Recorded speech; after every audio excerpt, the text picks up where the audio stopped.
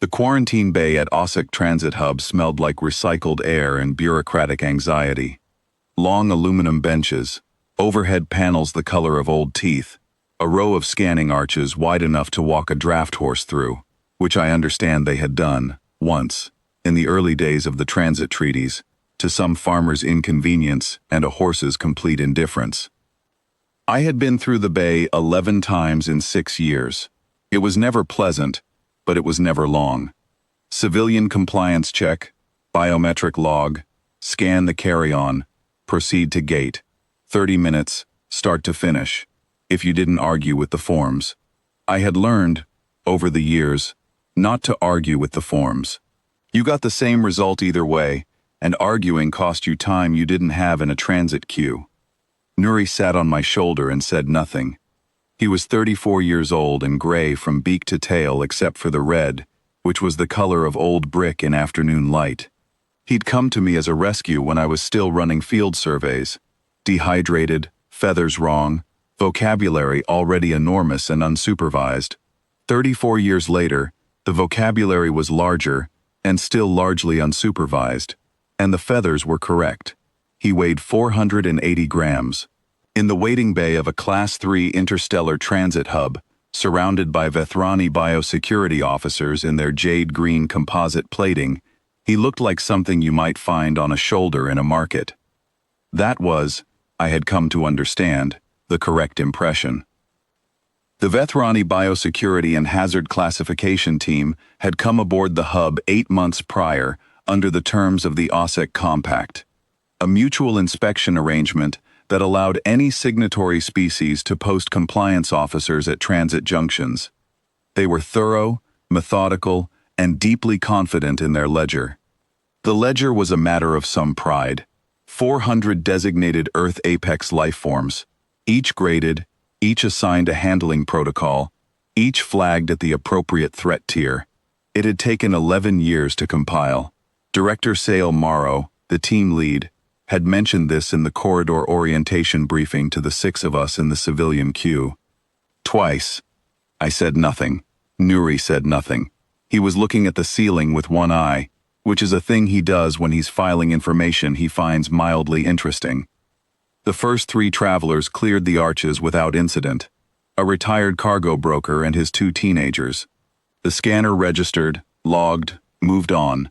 Clean procedural rhythm. I'd seen this before. Then it was my turn. I stepped through the arch. The scan ran. The usual blue wash, the low harmonic tone, the pause while the system matched your biometrics to the travel manifest. Nuri sat on my left shoulder and clicked his beak once. This is what he does when something is taking longer than he expects. The tone held. The junior officer, young, jade-plated, with the faint lateral markings of a recent academy posting, glanced at his panel. His head tilted at a small, involuntary angle. He tapped the screen. The tone continued. He tapped it again. "Ma'am," he said, in the careful transit standard dialect they used for civilian queues, "I'm going to need you to step to the secondary station." "Of course," I said.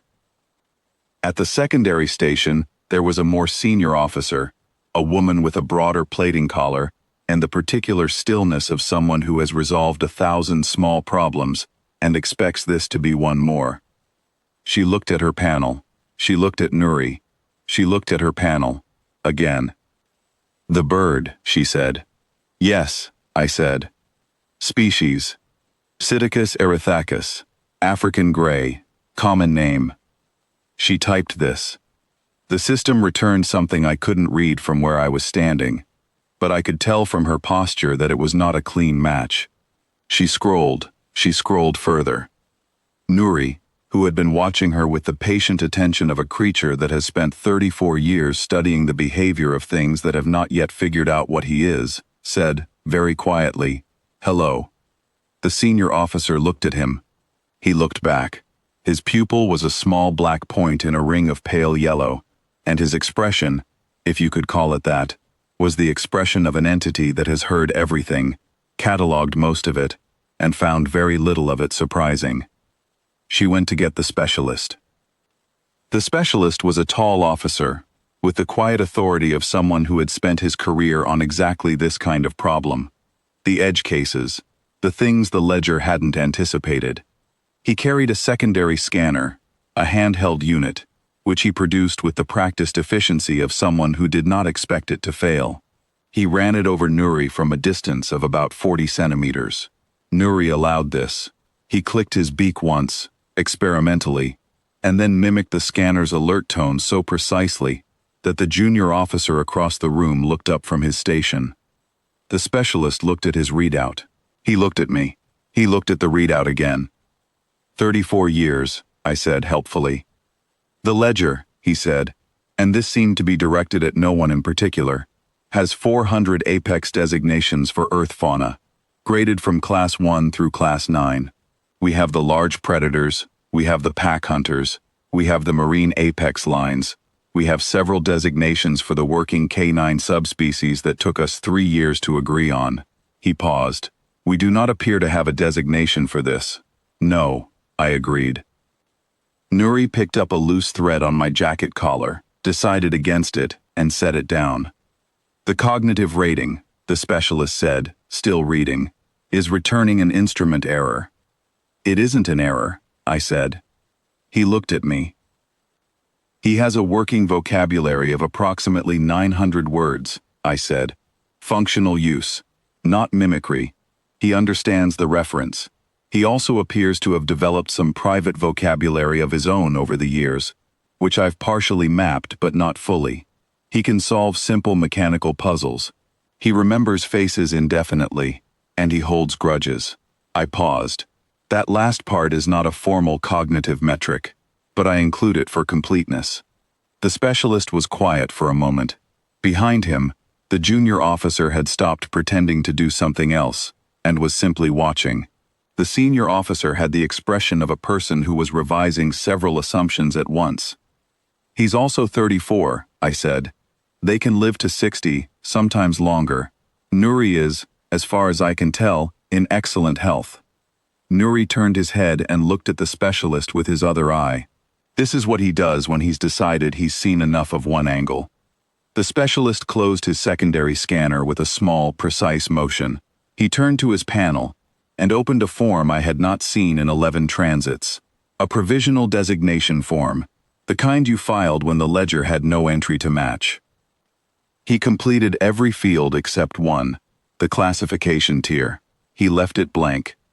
I'll need your signature, he said, certifying that you are the registered companion of this animal and take responsibility for its conduct during transit. Of course, I said. I signed. He stamped it. He handed me a copy in Transit Standard and one in Vethrani script, which I did not need but took anyway. We'll need to file a supplemental report, he said, for the Ledger Committee. It will take some time to determine the appropriate tier. I understand, I said. We've been through this before. He looked at me. You have? Not here, I said. A different hub, different team. They filed a report too. I folded the transit copy and put it in my jacket pocket. The committee declined to assign a tier that time also. They noted the case was still under review. That was 4 years ago. The specialist had nothing to say to this. I nodded to him, and to the senior officer, and to the junior officer who was still watching from across the room, and I walked toward the gate. Nuri rode my shoulder through the arch without the scanner making a single sound.